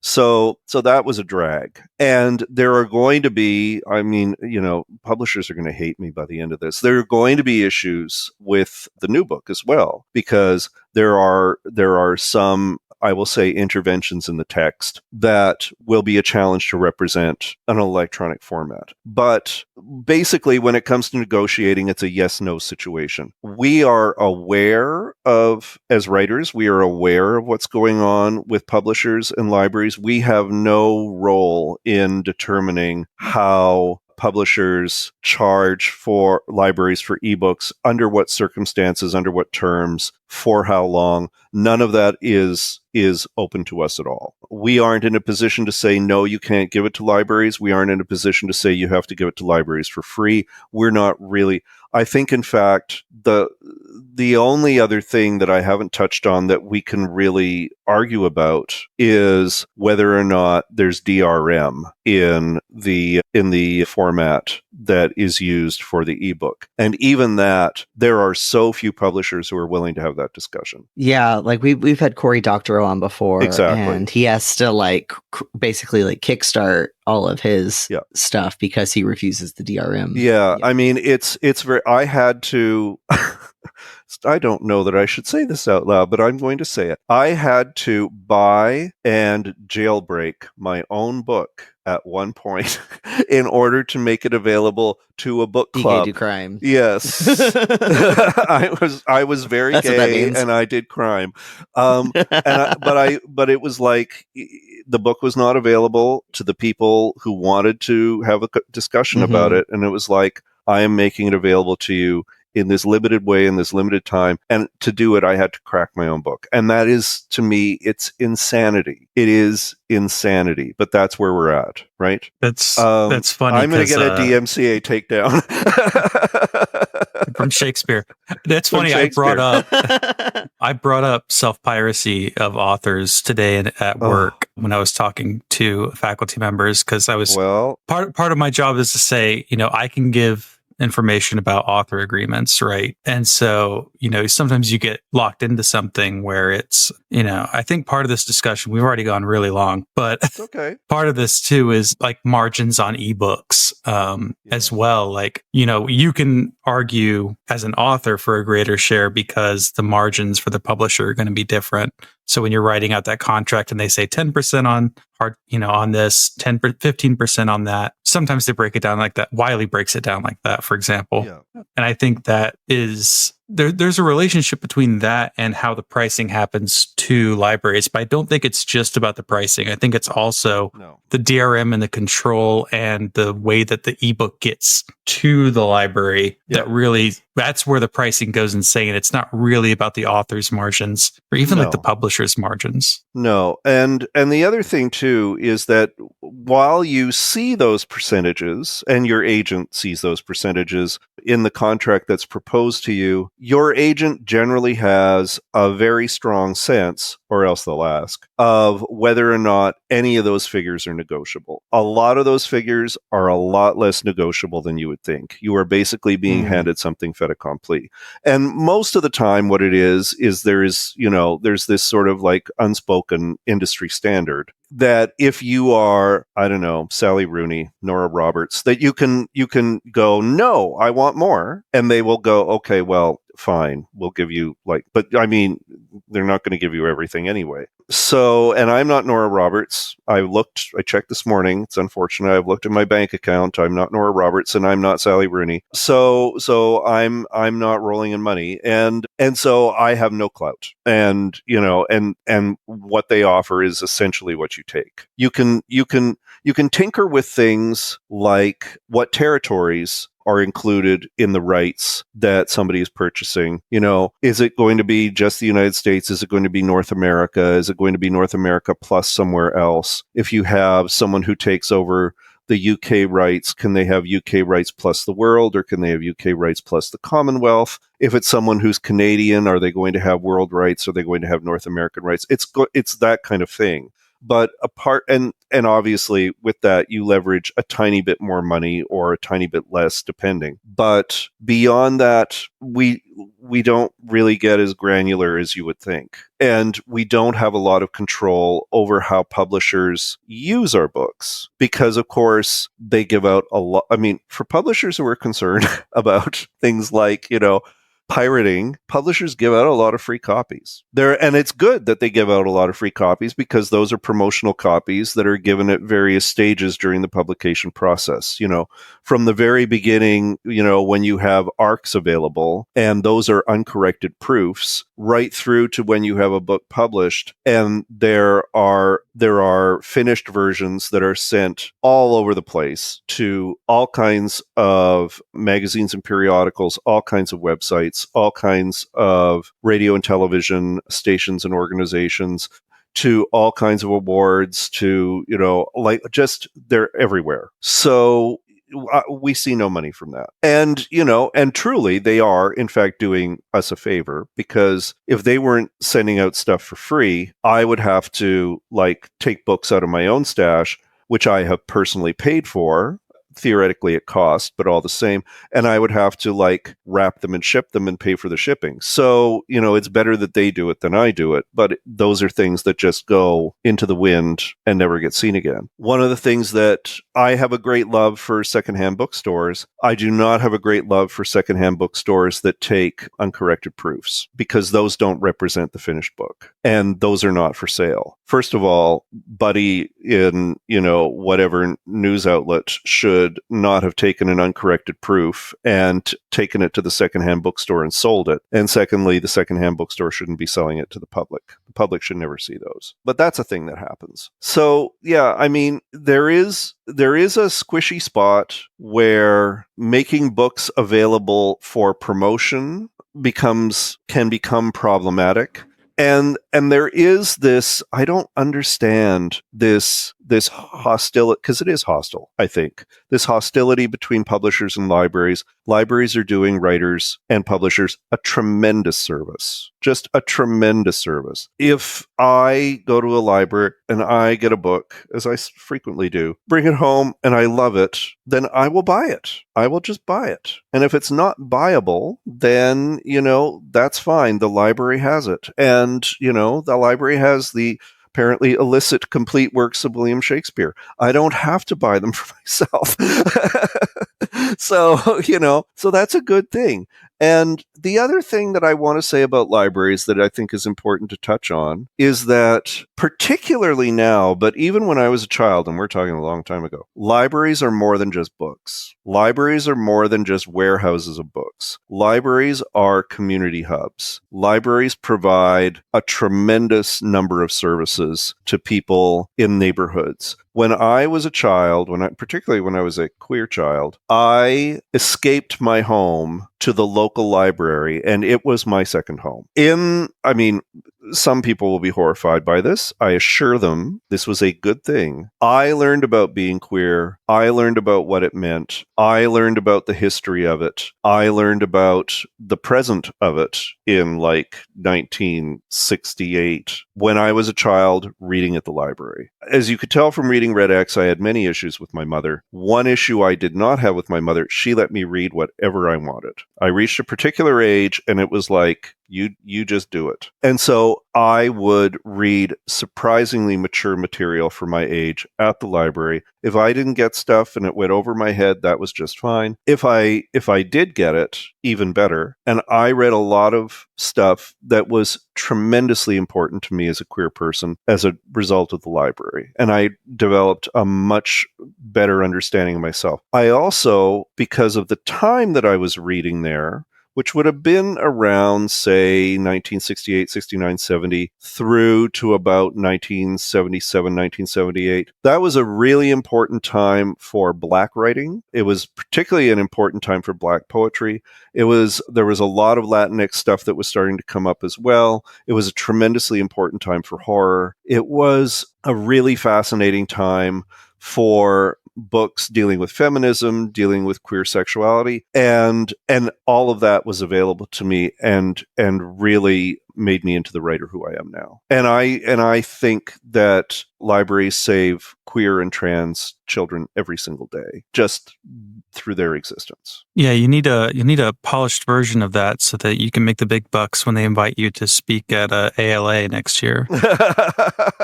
Yeah, because they are.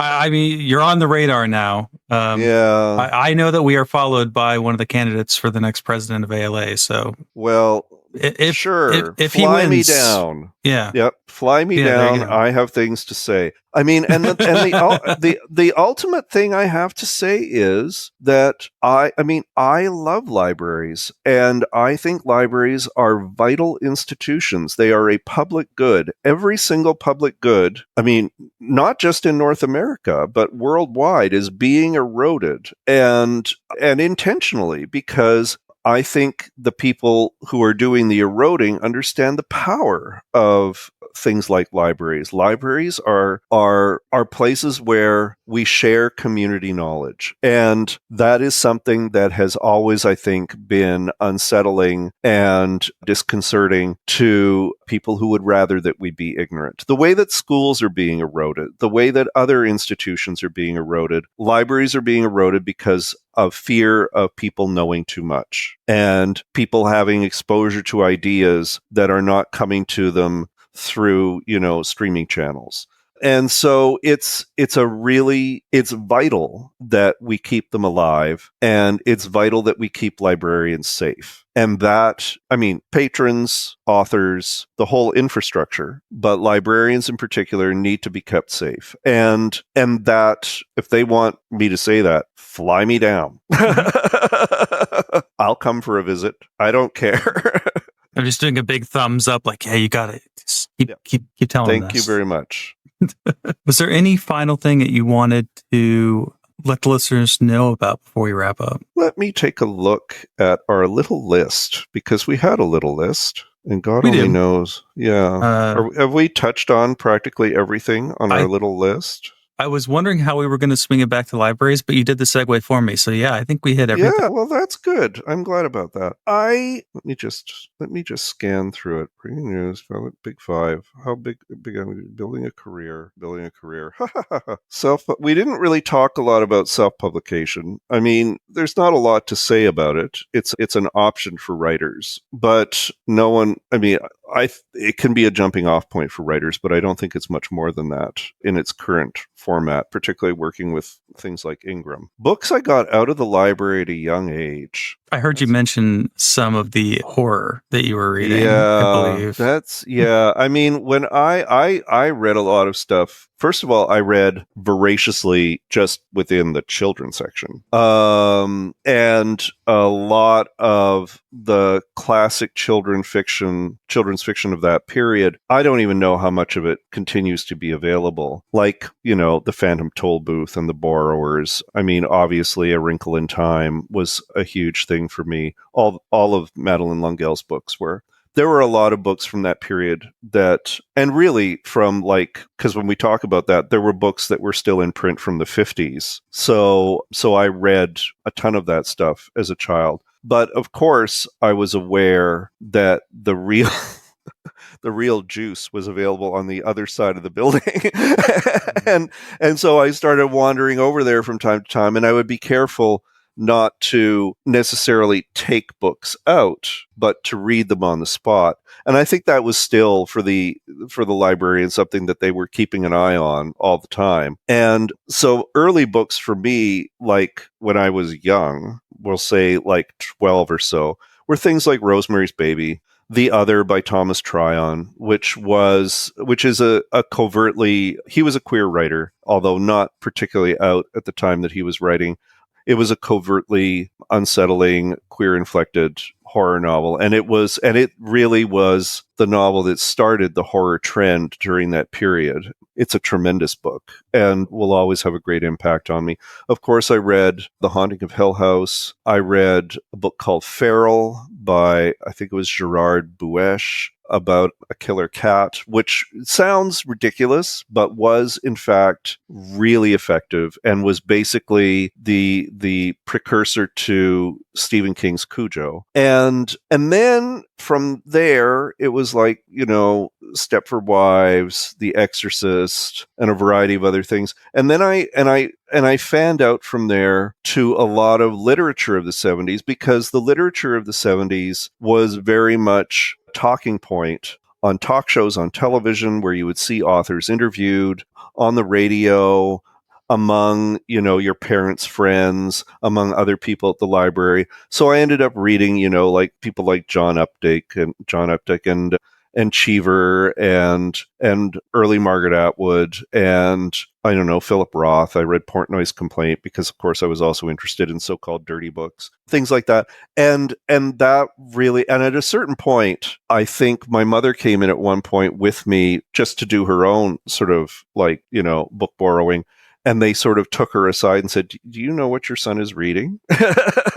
And she left a note with them saying, "David can take out whatever he wants." And I was like, "Oh, okay." And I tested that a little. And I don't think my mother was impressed with some of my choices, but she never really gave me any trouble for them. So that was a huge part of what made me a writer, was the access to some really great writing and some really great writing of that period, and writing that reflected a huge range of knowledge and opinion that would not normally have been available to me as a child in Winnipeg, Manitoba in like the late 60s and early 70s. So that was a big thing. And you can't help but have those books shape you. I mean, my mother was also big on reading to us when we were children. And that also was very important, because that was about learning about how books work as sound, as words in your head. I think it's really important, whenever it's possible to do so, to hear books being read and to be read to by a parent or even by, someone else who's close to you in your life, because that's where a lot of books really come alive, is when you hear them. I used to be really resistant to doing readings of my book until I recognized that a lot of people come to readings specifically for that experience, for having something come off the page. And in fact, one of the most seminal experiences that way for me was, it's irony that I used the word seminal for this. I had read early Margaret Atwood, and I did not really understand Margaret Atwood. I wasn't dumb. I just would be reading the books and I would be like, I don't get it. I don't get it. I don't get it. And then I went to, and I'd never seen her. I went to a reading where she was launching, wasn't the launch, but she was launching Life Before Man, which was probably her breakout hit in Canada. And she read from it, and the whole thing transformed, because she has this very dry sense of humor that came through in her reading. And as soon as I heard it in her voice, I never stopped hearing her reading in her voice. All of her writing suddenly appeared that way, even like Handmaid's Tale, even, Alias Grace, all of it. And it was just, everything clicked. And I thought to myself, that's probably going to be true for me too. Some people are just not going to get what I'm on about until I actually read it out loud. So that, I think, is a critical part of the process as well. Yeah, I'm definitely big on audiobooks for fiction, simply because... Have you heard the audiobook for Red X? I just bought it, probably while we were talking, because I decided to. Which is great. I am tremendously proud of it.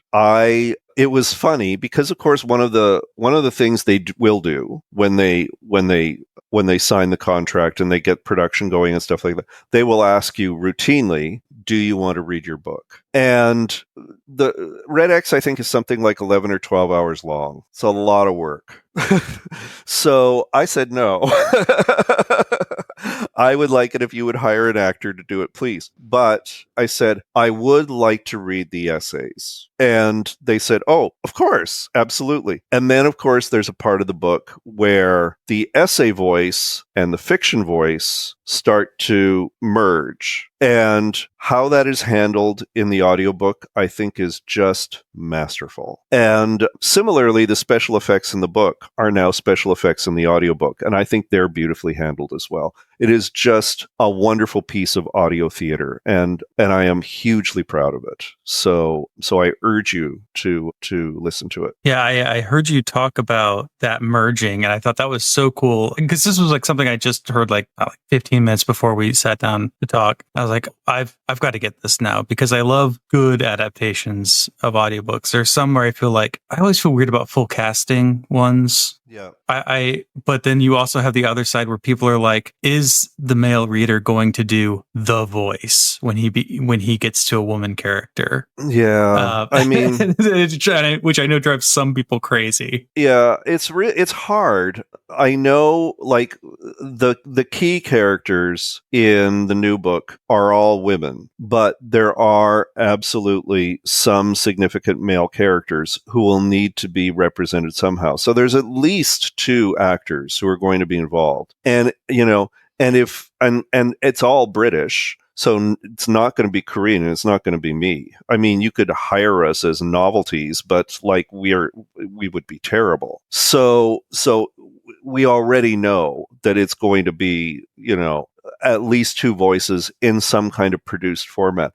I don't particularly need an audiobook to be a theatrical production, but I do want to have the texture of the book represented in some way. There are a lot of good narrators who are able to transcend these kinds of issues and who are able to read characters regardless of gender or background and not fall into grim stereotypes. And those people are just fantastic. But you also have to have some sensitivity about how it is that you are representing difference in this kind of environment, because people are going to be highly sensitized to it, and rightly so. So, I would be hesitant to have, it's not impossible, but I would be hesitant to have a black performer, substituted for, I'm getting it the wrong way around, a white performer substituted for a black performer in reading a significant black character. To me, that's like, why are you doing that? What's that about? So at the same time, we had characters in Red X, all the races, like all the gender identifications, and I think the performer we had handled all that stuff really beautifully. And so, there are ways to make it work. But I don't think you need a cast of 20. I do think, though, I think in many ways the getting the writer to read everything is kind of a way out of that, because it's like, well, it's the writer. But at the very least, I like to have some sense when characters are having a dialogue that dialogue is being made kind of real for me. So that's, it's an interesting puzzle. I'm looking forward to seeing how they solve it for the new book, because the new book is entirely correspondence with the exception of some documents. So you can do a lot with just individual performers. So we'll see. Yeah. Do you guys pay an enormous amount for audiobooks as well? Yes. Ugh. Yeah, and I don't know how public libraries, because usually with Overdrive and Libby, isn't it there's just a package sometimes you get, do you get to do individual things? But I know for academic libraries, sometimes it's based on the size of your full-time enrollment if you're an academic library. Okay. Sometimes it's not, but the library I'm a director at, we have about 300 students. So we are very small, and still sometimes I've had to pay for ebooks $300. Yeah. For one user at a time. Yeah. No. And that's, I can't imagine what it's like for large state schools. It's probably more expensive than a car. Yeah. I have no idea how any of that pricing works. And of course, in a public library where you're you're going to have 10 ebooks in stock. It's well, what does that mean? How much is that? How does that get represented? But at the same time, there's nothing more gratifying than, looking and going, oh my God, they're all out. People are reading. So yeah, I mean, with budgets so tight and decisions being made, that are really difficult in order to keep libraries alive. I mean, I honor anything that they can do, but clearly something has to happen where this gets renegotiated, because I think it's just painfully unfair. Yeah, we don't purchase audiobooks in my library, so I've never seen what the pricing would look like for us. But I can tell you the highest ebook. I think the record is about $30,000 for an ebook. I told you it's like a car. This is probably like a chemistry book or something, or an encyclopedia. That's evil. How many seats did it have for it? No, it was like one. So one person at a time? Yeah. That's But you didn't have to repay for it. No. Yeah.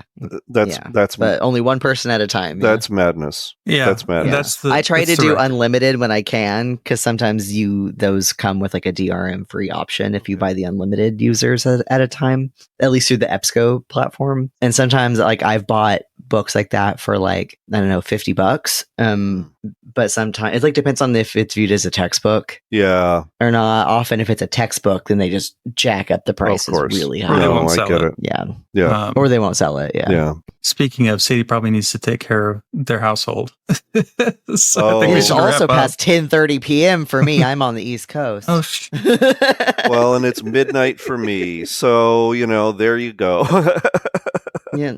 Writer hour. What time zone is Toronto in? No, I'm not in Toronto. I'm in St. John's, Newfoundland. I am in Newfoundland time. Yeah. I am all the way out east. Like, I am closer to Ireland than I am to Toronto. Yeah. Yeah. Yeah. When I used to live in New Hampshire, I heard it argued that New Hampshire shouldn't be in Eastern time, that it should be one over. Yeah. Yeah. It's then there's Atlantic time, and then there's Newfoundland time. We are our own time. We are a half hour beyond everybody else. So a half hour. Yeah, a half hour beyond Atlantic time. It's crazy. So wow. Yeah, it's a weird thing. But I mean, I thought you were in Toronto. I would have been way more succinct. No, I was in Toronto for decades, for like 38 years, and then I moved out here to be with my husband and the house, and I've been here for just over a year. I think it's something like 14 months. So oh, nice. Yeah. It's very small. It's a city of 150,000 people, and of course, it is 800 to 1,000 miles away from everything. So, yeah. So unfortunately, any trip, I shouldn't tell this while the ALA people are on, any trip is an additional $1,000 Canadian just to get me to a hub to go somewhere else. So it's quite annoying. They're trying to bring back international flights here, but we have very few so far. So we'll see how it goes. Maybe by summer we're going to have a couple more, but maybe by next year we'll have easier access to London. We'll have easier access to Ireland. We'll have easier access to the States directly from here. That would be ideal. So okay. Well, David, thank you so much for spending all this time with us and telling us everything. You're very welcome. I was more than happy to do it. And I will say, I mean, again, I'm not going to encourage you. But on the line, should you be skulking around in places like, I don't know, the Internet Archive, and should you decide to read the absolutely abhorrent story, A Marriage of Convenience by Peter Burton, don't tell me about it. It is $20 on Amazon. Definitely not searching it right now. I do have the tab on. Yeah, it's $20 for used copy on Amazon. $15 on eBay. That's a deal. Or like A-Books or something. Yeah, that's a good deal. I do think I got this off of A-Books, I think. And love A-Books. Yeah, I mean, it's got 18 stories, and it's William Burroughs, Peter Burton, who I'd never heard of. I don't know if it's Felice or Felice Picano, James Purdy, Tom Reamy, who is a really underknown fantasy and science fiction author who was queer, David Watmo, George Whitmore, Edmund White. I mean, it's a really interesting snapshot of writing in the early 80s. So yeah, it's who's the editor? The editor is Ian Young. Ian Young. Yeah. I might try and ILL it and see what shows up. Yeah. Homosexuality as a subject of fiction is as old as the Epic of Gilgamesh or the Satyricon. Yeah, that's exactly how every introduction was written in 1981. That is totally it. But yeah, no, it's good. It's good. Great. All right. Good night.